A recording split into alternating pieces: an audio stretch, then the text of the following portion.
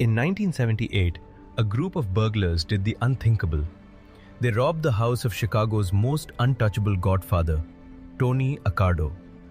How could a simple burglary trigger one of the darkest waves of violence in the history of the Mafia? In the suburbs of Chicago, by the railroad tracks and factory smoke, a child comes into the world on April 28, 1906. The city records write his name in neat letters: Antonino Leonardo Accardo. The street, though, keeps only the future of that name, because this infant who lets out his first cry under the gray Illinois sky is not just an immigrant's son. He is a seed of destiny. And Chicago in the 1920s is soil where seeds of violence grow fast. The years go by. The boy grows up in the middle of the turmoil. Prohibition makes alcohol flow in secret and blood in broad daylight. Cars speed through the night. Machine guns chatter under the streetlights. Warehouses close their doors on stocks of bootleg liquor and crates of cash. There, among the hurried figures, a young man steps forward, his gaze firm, his shoulders already heavy with ambition. He bears the name Accardo, and the city is starting to notice him. He steps into the shadow of another name, immense, thunderous, looming over Chicago like a storm: Al Capone. Around Capone, men fight, kill, collect. They obey. Antonino, for his part, learns quickly. He is not just a pair of arms. He listens. He observes.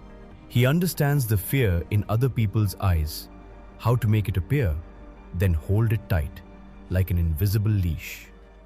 In FBI reports, much later, in criminologists' yellowed files, these years are fixed as the beginning of his rise within the Chicago outfit. In the alleys, there is no need for files. The rumor is enough. The kid becomes an enforcer.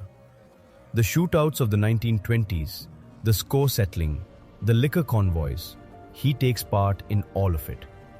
His nickname is born the way legends are born, from a macabre joke, whispered, repeated, distorted. Joe Batters, Joe with the bats. A nickname that cracks like a piece of wood against a skull. Another sobriquet is added later: Big Tuna, an irony as heavy as a net full of fish. Accardo accepts these names, lets them float above him, calm, because he knows that behind the mask of nicknames, another role, larger, is being patiently built. Time does its work. The Second World War sets the world ablaze. While armies march in Europe and the Pacific, Chicago keeps its own fronts. The outfit changes, reorganizes. The old-timers fall, retire, vanish into graves or prisons. Accardo, however, does not disappear. He rises, slowly, inexorably. At the end of the war, as soldiers return under banners and fanfares, another boss has taken shape in the shadows. Tony Accardo becomes the de facto leader of the outfit. Federal files, opened decades later, show his name in reports, in secret organizational charts, in the painstaking cards of agents. US Senate audits, commissions seated at tables loaded with documents, speak his name in grave tones. They cite the Chicago outfit, detail its operations, identify its bosses. Always in the hearings, one figure recurs: Accardo. They point at him without managing to chain him down, because the new master of the outfit does not let himself be easily seized. In the 1950s and 1960s, he begins to withdraw from daily operations. On the surface, at least. He lets other names take the toxic spotlight of visible leadership. Sam Giancana, more flamboyant, more talkative in the rumor mill. Then, later, Joseph Ayupa and other figures. They appear. He remains. Behind. Above. In a gray area where influence is measured not by titles, but by the silences it imposes. Criminologists speak of a consigliere, a supreme authority in the shadows. FBI agents in their notes use other, drier terms, but the idea is the same. Accardo one longer needs to be officially boss in order to be obeyed. He is an elder, an invisible arbiter. He says little, he decides much. The men of the outfit do not argue over these nuances of vocabulary. They know. In their world, his name remains an order. Do not defy him. Do not reach him. Above all, never touch what belongs to him. The 1970s arrive. Accardo's face is etched with wrinkles. His hair turns white, but his files do not fade. At the FBI, entire cabinets line up his name on thick covers. Surveillance reports note his movements day after day. Black and white photos capture his silhouette coming out of restaurants, clubs, houses. Wiretaps chase his voice. Agents spend hours in unmarked cars, watching his residences, recording visitors, license plates, the times when lights go on behind the curtains. And yet, despite these mountains of paperwork, despite these nights of surveillance, one constant puzzles prosecutors and journalists. The man, presumed head of one of the most feared criminal organizations in the United States, eludes major convictions for murder or racketeering. Decades of suspicion, fragmentary evidence, converging clues. But no knockout blow. Trials come and go, lieutenants fall, bosses are sent behind bars. Accardo, meanwhile, stays outside. He pays fines, faces some tax troubles, but his name is not engraved in the rolls of those convicted for the crimes attributed to him. This paradox is what forges his legend. A man omnipresent in the archives, absent from the verdicts. The authorities describe him as a central figure in the Chicago mob. Senate committees record his presence in their minutes. But every time justice advances, a void opens between suspicion and ultimate proof. Untouchable. The word keeps coming back. In police hallways, in newspaper articles. It clings to him like an invisible suit of armor. West of Chicago, in Cook County, a suburb spreads out under the trees. River forest. Wide avenues, neatly trimmed lawns, stately facades. A bourgeois tranquility. But behind one of these facades, behind a gate, a driveway, stands a particular house. Tax documents, local and national press articles name it clearly. This is Tony Accardo's residence in the 1970s. The house does not put itself on display. It is not a movie palace, not a gaudy extravagance. It is a large home, solid, comfortable, in an affluent neighborhood. But for those who know how to read the signs, it is much more than a simple household. Journalists cite it as a symbol of the fortune Accardo accumulated. Neighbors see discreet cars coming and going, silhouettes with closed faces. Investigators, for their part, mark it on their maps as a strategic place, a spot where members of the outfit meet, talk, shake hands. FBI reports describe it as a point of convergence, a nexus of relationships. In the memory of the outfit's men, this house becomes something else again, a sanctuary. It is the home of the old man, the supreme advisor. To enter there as an invited guest is an honor. To enter without authorization is a sacrilege. Investigators would later recall these words, picked up in passing from confidences, from snatches of tapped conversations, from abruptly cut off calls. No one in the outfit must threaten or desecrate Accardo's house. It is an unspoken rule, stronger than many written orders. At the end of the 1970s, The outside world is changing. The United States is facing economic crises, political scandals, new forms of violence. In the casinos of Las Vegas, streams of money disappear into invisible circuits. In union offices, especially the Teamsters, signatures are sold. Pensions are gambled on invisible tables. Everywhere, behind these movements, a presence emerges.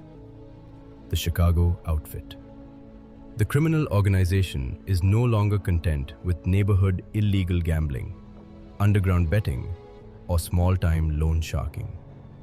It infiltrates unions, participates in siphoning off revenues from faraway casinos, seizes legal circuits that it bends to its profit. Federal reports note it. Congressional committees raise the alarm. The Justice Department multiplies investigations. The names of Accardo, Ayupa, and other lieutenants circulate in memos. FBI agents travel between Chicago, Las Vegas, Washington. They connect the threads, line up charts of names, dates, money transfers. In the streets of Chicago, the violence does not subside. The 1970s are still marked by targeted homicides. Bodies turn up in abandoned cars, in alleys, on riverbanks. Some are members of the outfit, others associates. Still others, men who simply got too close to the circuits of money or gambling. The Chicago Press, Tribune, Sun-Times, reports these deaths with a mix of routine and dread. They are crime stories. They are also signals. The organization is cleaning house, adjusting, punishing.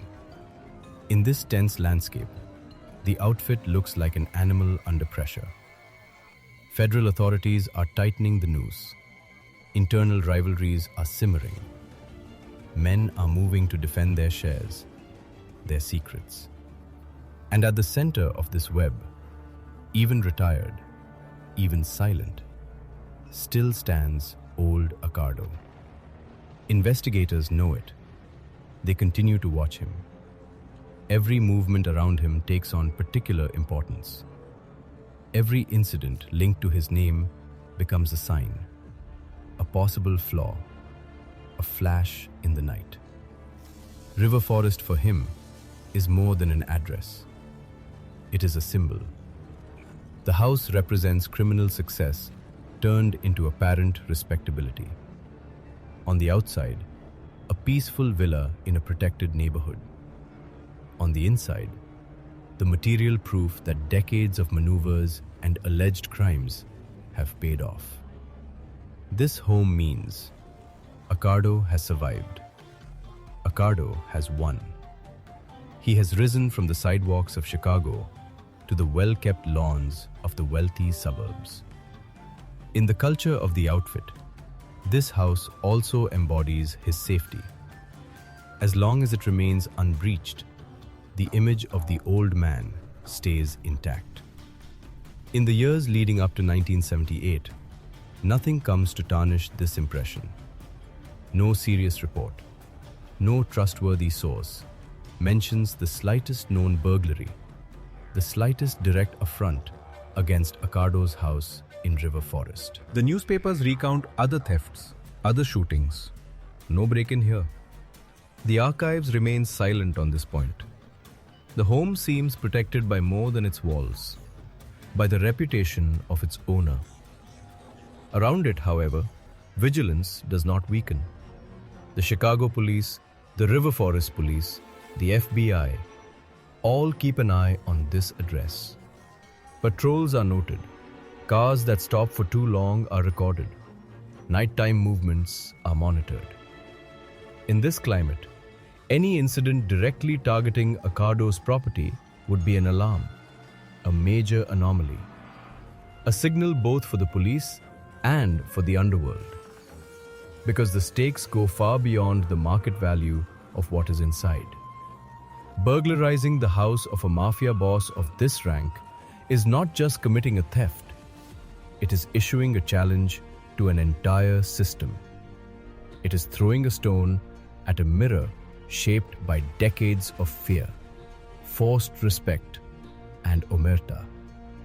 It is saying through a single act that the untouchable can be reached, that his walls are no longer enough. And this, in the culture of the outfit, amounts to pure madness. Analysts of organized crime later will repeat it in their books and articles. Such a break-in against a leader of this level can only be seen as a symbolic affront of extreme gravity. Even if the burglars that night think only of money, jewelry, valuables, they are in fact touching something far more dangerous. Accardo's prestige, his aura of absolute security. On the threshold of January 1978, the tension is therefore there, invisible, ready.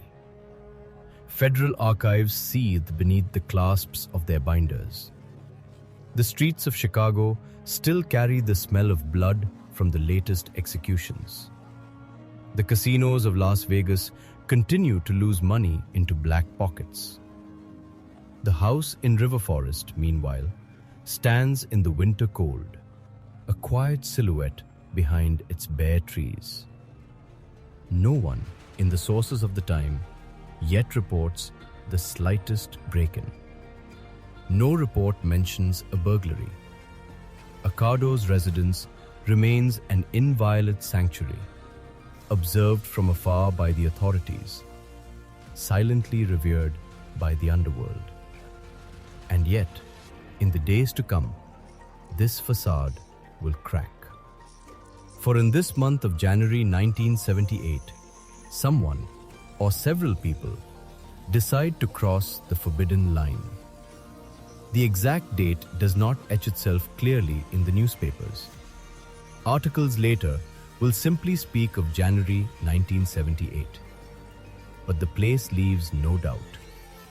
Tony Accardo's residence in River Forest, identified by the press as his main house, suddenly becomes a crime scene. A break-in, a residential burglary. Intruders cross the threshold, violate the sacred boundary.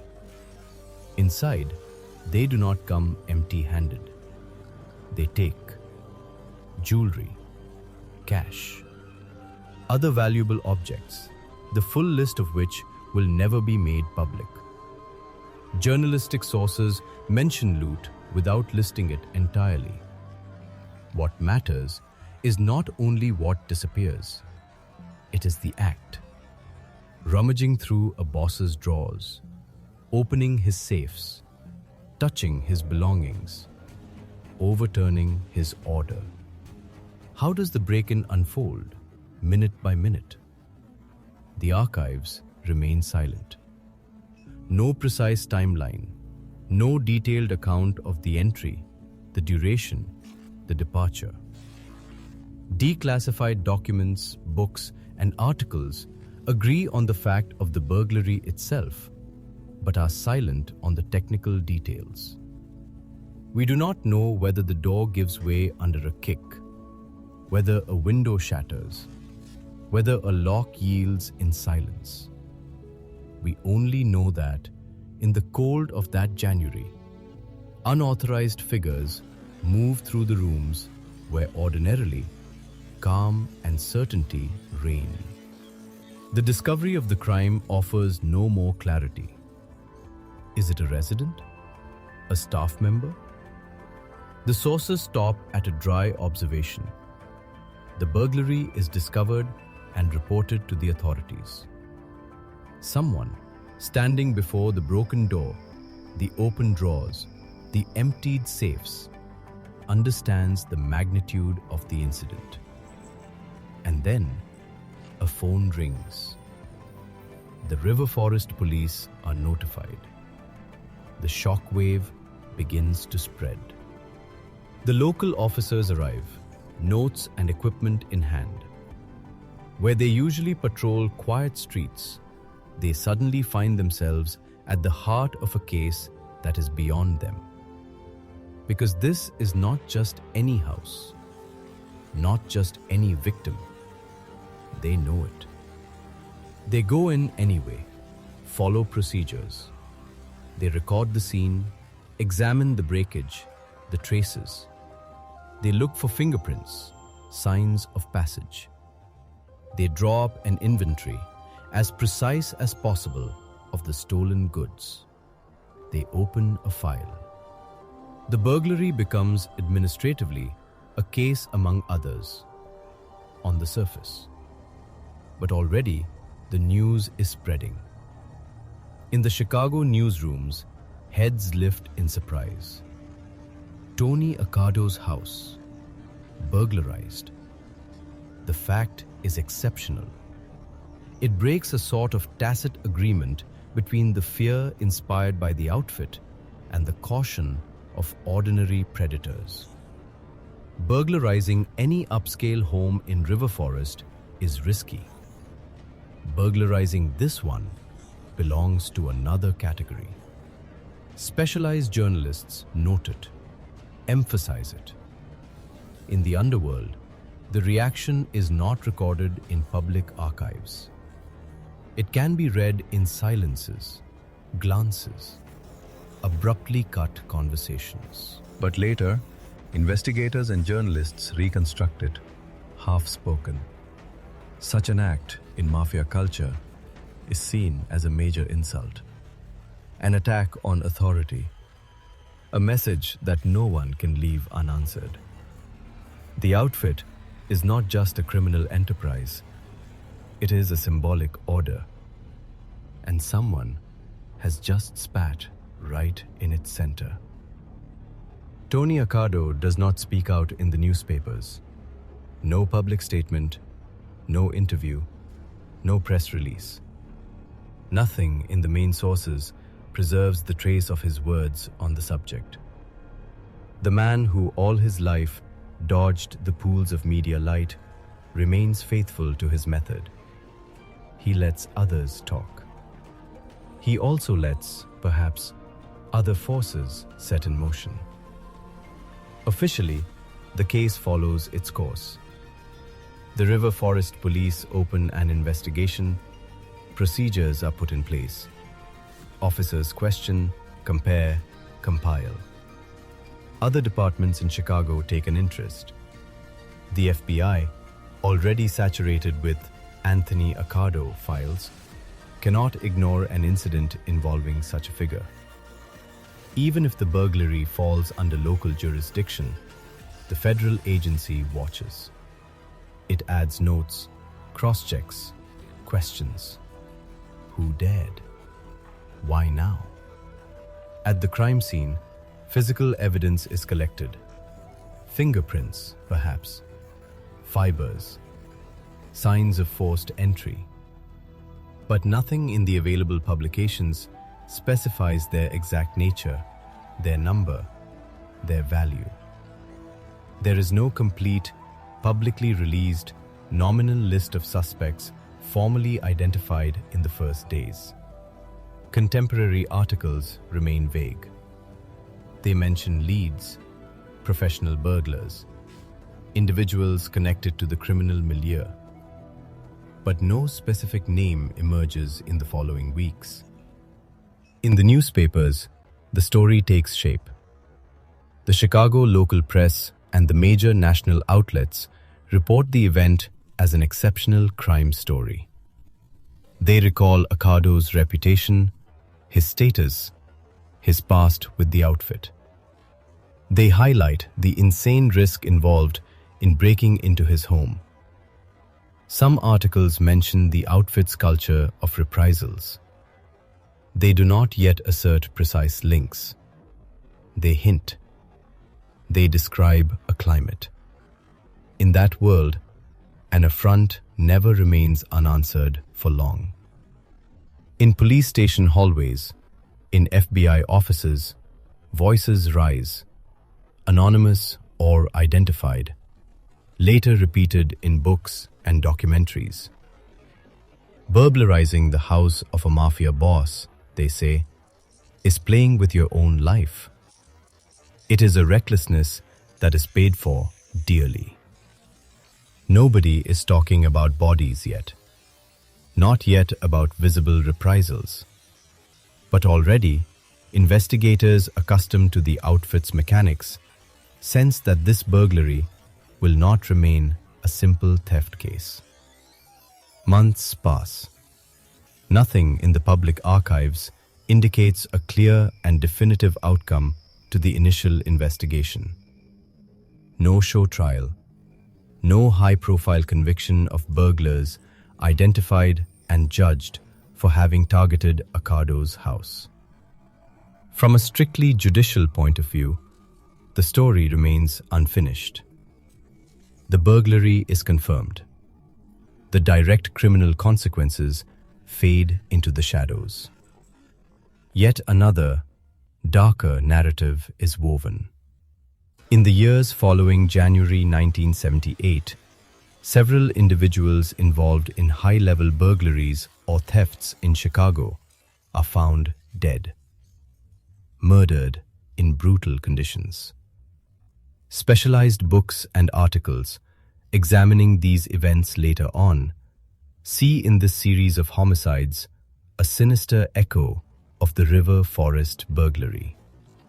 Investigators and prosecutors quoted in these sources then suggest a link.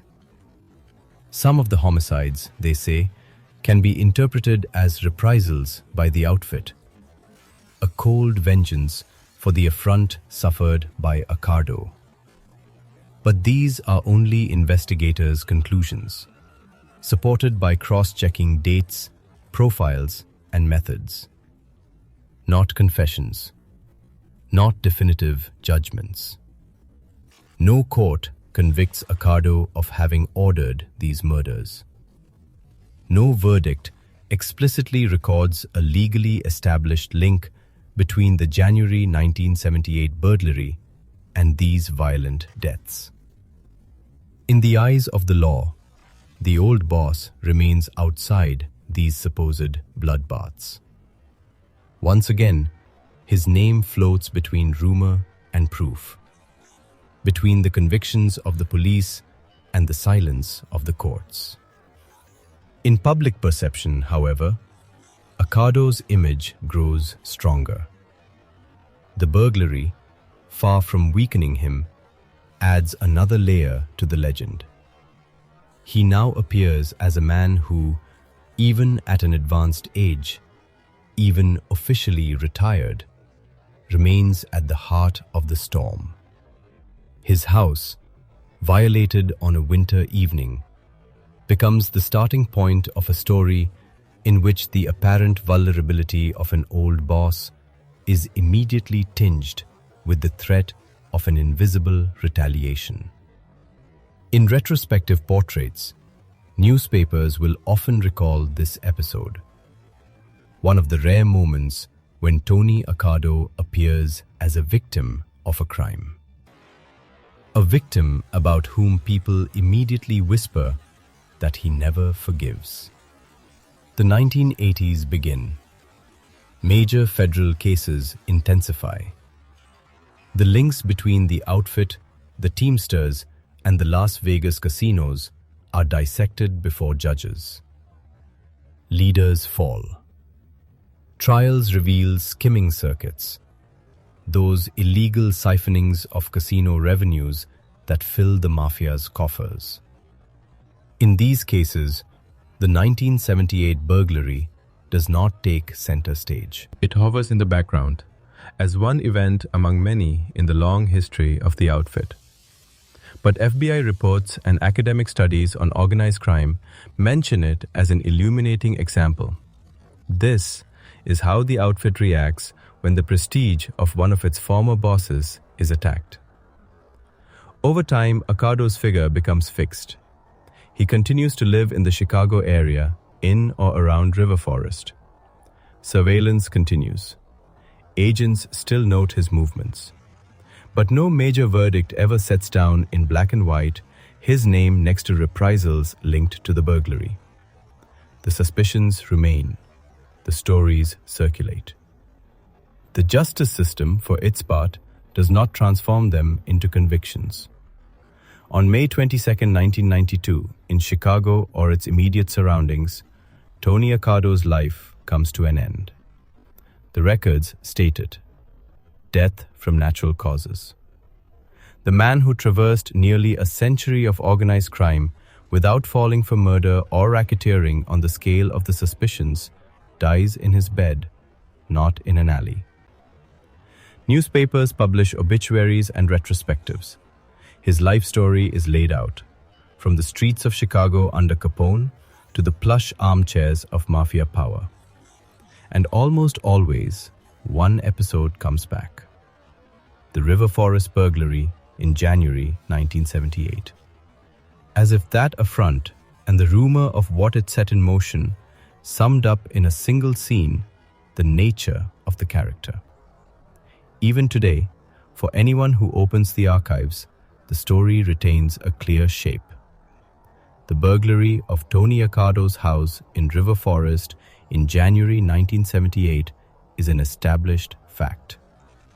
Concurring journalistic sources, books on the outfit, and FBI files attest to it. The house was violated. Property was stolen. The shockwave ran through the police, the press, and the criminal underworld. But at the heart of this certainty, a core of darkness persists.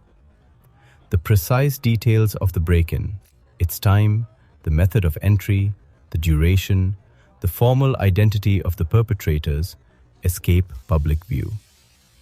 No trial devoted exclusively to this burglary has brought to light, under oath, the exact unfolding of that night. The names of the burglars, if the police ever had them, do not stand out in the available records. The murders that followed, violent and targeted, remain legally separate from this event, even if so many investigators link them in their minds. What remains then is a sharp, striking image. That of an old man, an alleged boss, an untouchable figure whose house, on a January evening, ceases to be untouchable.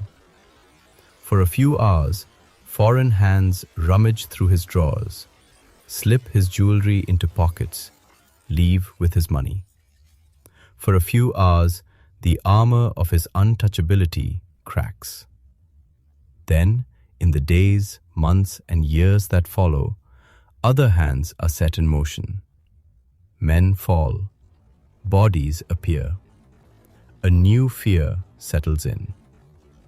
In the history of organized crime in Chicago, this episode occupies a unique place.